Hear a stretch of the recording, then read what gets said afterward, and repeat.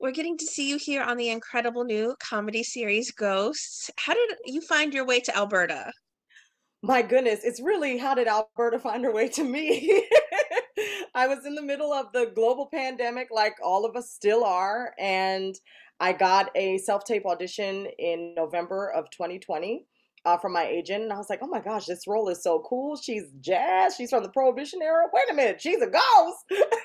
So I was just so thrilled to have the opportunity to audition for something so weird and quirky and fun. And as we all know now that Alberta is truly a hot mess with a heart of gold. She is so boisterous and so brassy and but has a ton of heart.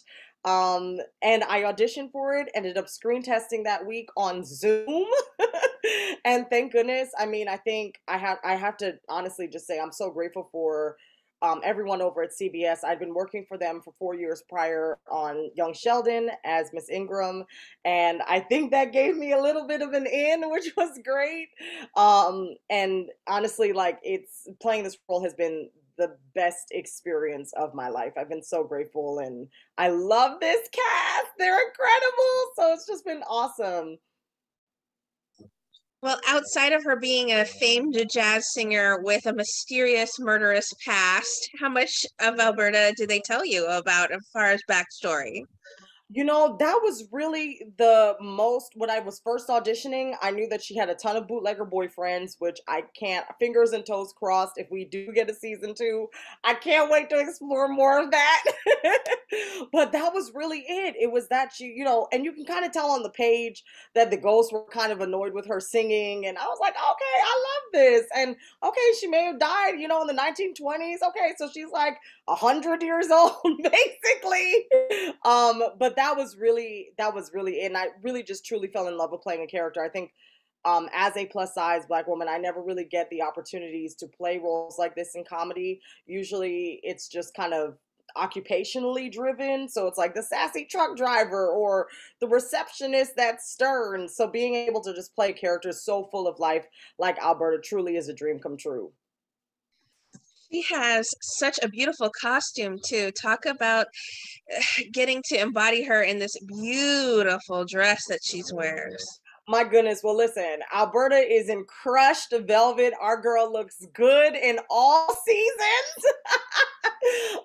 And it's just, I mean, it's so ornate. I mean, the from the sleeves and the feathers that are on there and the shoes. I mean, she is just dressed to the nines. And that's just honestly for me the best way to pass away.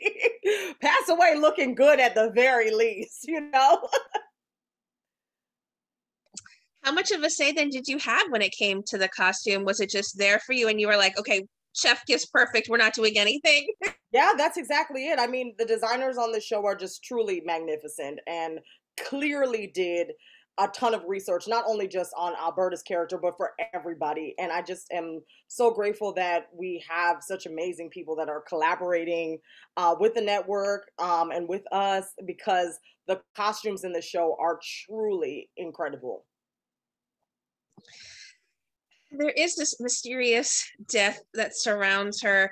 Did they tell you anything about uh the episode where the gentleman becomes a little bit too obsessed with Alberta and discovers though that she really might have been murdered? Yeah, that was the first. I mean, at the table read, that was the first time that I even found out, that there was a possibility that she could have been murdered. I feel like a lot of the ghosts throughout the series have been gaslighting Alberta because they're like, "Oh God, girl, you died of a heart attack. Let it go." And she's like, "No, y'all, I really think something happened."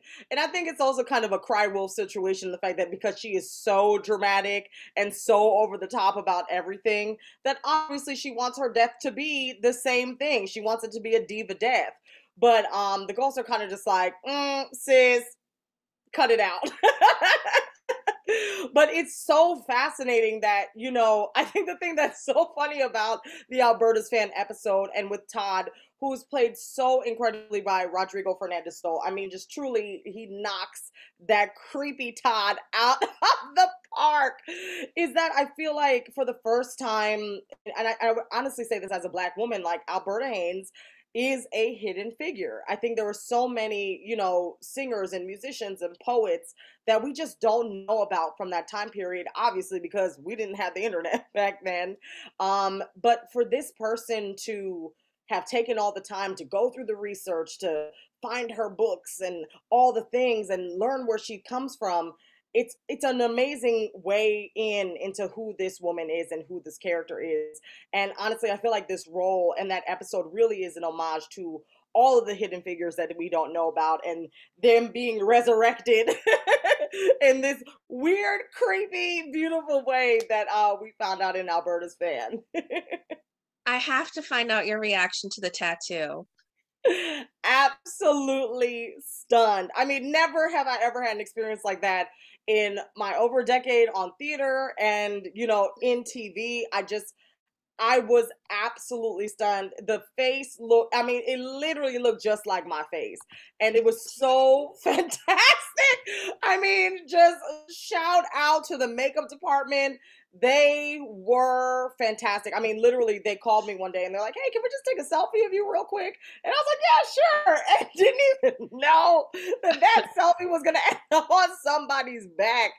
So I just am like, this show is just, it's so wild. And I just am so excited to see the audience reactions week to week. It's so thrilling.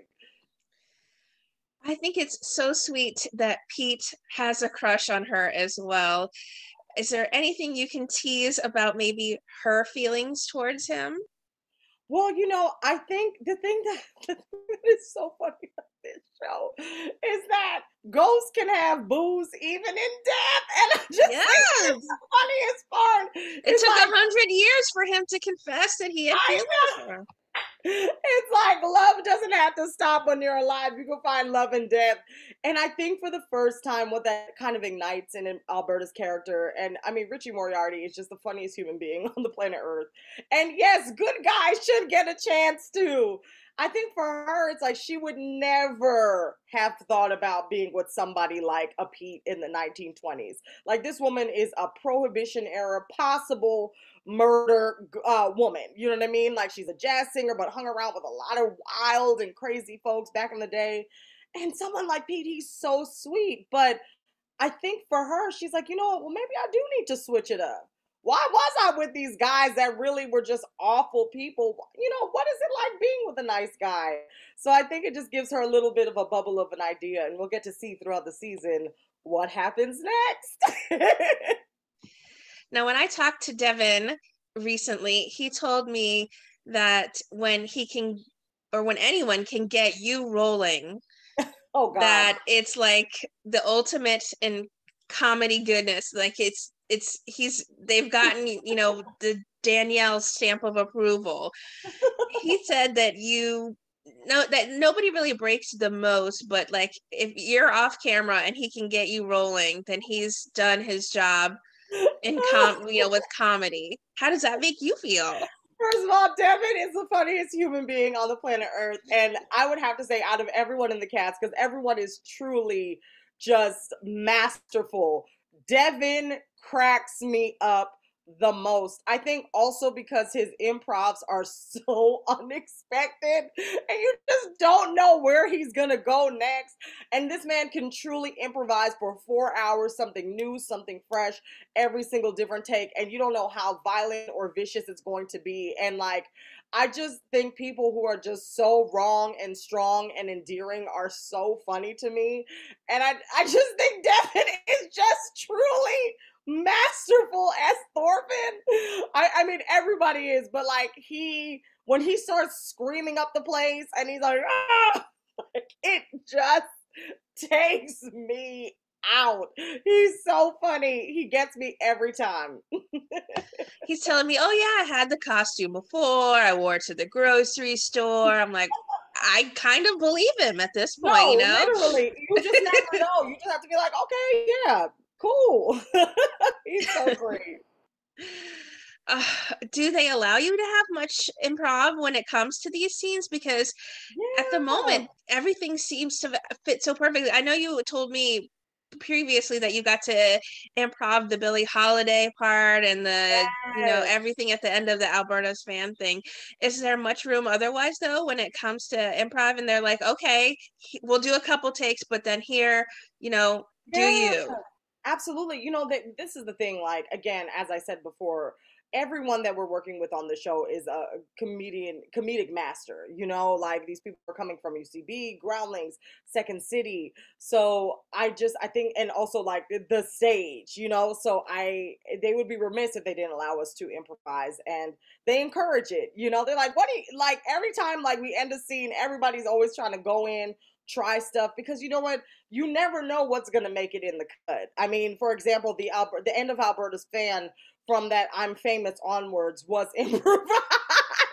So, and they kept the whole thing in, which I was so shocked. I was like, oh, that's really cool. So you just never know. So and it just adds so much more fun for us because we get to play off each other. And it just, I mean, honestly, I'm having the time of my life on the show, on set.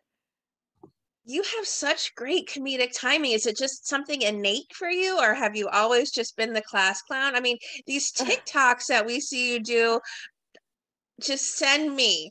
They they send me. I mean, my favorite I Oh, think is the dance challenge, and you're like, oh, poor little Rose. She's just trying, and then Roman was Omari. He just yeah, that Ramon killed it it. sent Ramon me. is It sent triple me. threat. He's so good. Ramon is like, listen, he can sing, he can dance, he can act. He truly is a triple threat. Like, incredible, incredible human being. Rose McIver needs to let dancing go.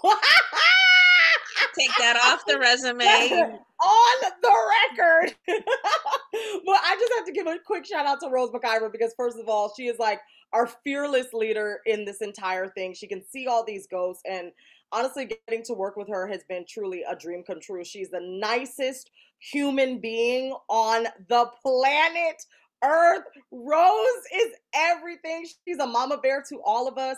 And not only is she so sweet and so nice, she is so freaking gifted. Like she is so talented, and it's so beautiful to be able to work with her and get to learn from her and like watch her work. It truly is magnificent, and getting to see how her and Ukarsh, like another master of the craft. You want to talk about master improvisers? Ukarsh is a master improviser, and a lot of sometimes his improvs end up in the episodes, and they just fit so seamlessly. Their chemistry together is just truly unmatched. So it's so great to work with both of them and to get to learn from both of them. I love them so much. Are we gonna see Ukarsh rapping in any of your TikToks Oh coming up? God, I would die. I would love it. And honestly, I know your question before was about where do I get my comedy from. First and Yes. foremost, my family. I come from a very, very funny comedic family. And my grandmother is probably the funniest human being in the world. Her name is Una Thompson, UNA. And my mom is unintentionally funny. And I think just seeing kind of these larger than life characters in my life have kind of informed my comedy. Obviously, I went to Second City in Chicago and did a ton of grad school in the UK and things like that. But it always comes from life first and the people that I grew up with. So that's where my comedy comes from. This show is so well received. It's getting great accolades. You've been doing all kinds of press for it, big shows for it too. And I loved your interview with Brett Goldman. What does it mean to you that it's become such a fan favorite series so fast? I would have to say that it is a opportunity of a lifetime, and it is truly a dream come true. For so long in my this is my first series regular role, playing Alberta on Ghost, and for so long I've wanted a role like this and have wanted people to want me in their projects for so long as a working actor, which I have content about called #book that I do with my best friend Lanisa Renee Frederick about what that process is. And I think the actor's dream is to want to collaborate with amazing people that are experts at their craft, to be respected and to be able to like just breathe life into something very new and very fresh. And honestly, this show has checked all of those boxes. When we say everyone on set is incredible to work with, we mean that 100%. That is a rare thing in a show, to say that like we're having the time of our lives, breathing lives into these characters. We mean that 100%. So it is, I mean, when I say this is a dream come true, I mean, it truly is like a dream coming to fruition. Like, I am so grateful and so excited for the audiences to see and to keep watching the series. I'm keeping my fingers and toes crossed that we get a season 2, because I think there are so many more stories that we can talk about and that are gonna just go viral. But I'm just like, I'm so thrilled, and I pinch myself every day that I get to have the opportunity to play in this way. I mean, every week you tweet along with the fans, and I'm sure you get to hear and see, I should say, Yes. everything that makes this series so special to them. What does it mean to you to be able to get such a fast fan feedback from them and it be so overwhelmingly positive? Yeah, I think the other thing with this show that's so special is that it came out during a time of pandemic, and we all need a laugh. Right now, things are wild and crazy kids outside, and I think being able to respond and talk to the fans, like I'm at home too. You know what I mean? Like when I'm not in this hair and in this dress, I'm in my PJs on Zoom doing work too. So I mean, for us, it's the least that we can do. Like we want to engage with people. We want to see how if people are liking the show. We want to comment back the memes and retweet and do all of the things that we can, because honestly, I just know for myself, I'm in the business of making joy. I'm in the joy business. I love when other people are laughing and they're smiling. It makes my entire world, so it's just so great being able to engage with everyone and that everyone likes it.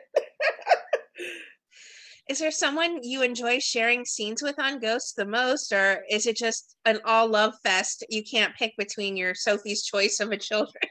That's really hard. I do have to say, I love there are some people I've been in scenes with more than others, and I'm excited to be in scenes with other people, but these are the people I shared the screen with the most. Brandon Scott Jones, every time I pass out laughing. Like, our chemistry, it's like Tweedledee and Tweedledummer. Like, it's we are just foolish, you know what I mean? Like, very toxic friends on the show. It's like either we really hate each other or we really love each other, and we always want to talk about what everybody else is doing wrong. I love getting to work with him. It is just so much fun. Devin, obviously, who I talked about earlier. Sheila Carrasco is a plum fool as Flower. I just think she is. She is just so magic as Flower, and her episode Flower's article is probably one of my favorite episodes of the season. And then I would also have to add Rebecca Wasaki. I mean, there's some episodes that we're in together later. I mean, we had some great stuff about women empowerment and voting earlier in the season. But working with Rebecca, she is truly a masterclass in what it means to be an actor, and I always get to learn so many things from her, and she is just foolish. She is so funny. She is so funny, and we call ourselves Bustle and Bangs. That's our little group. So I love her so much. The show is so sweet and so endearing. Is there anything you can tease about what's to come for the ghosts?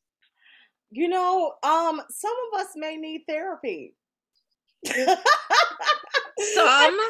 Yeah, some of us may need an outlet. It's been a lot going on for these last hundreds and hundreds of years, some thousands, and we may need a little help. We may need to talk some stuff out. So that's something I'll tease.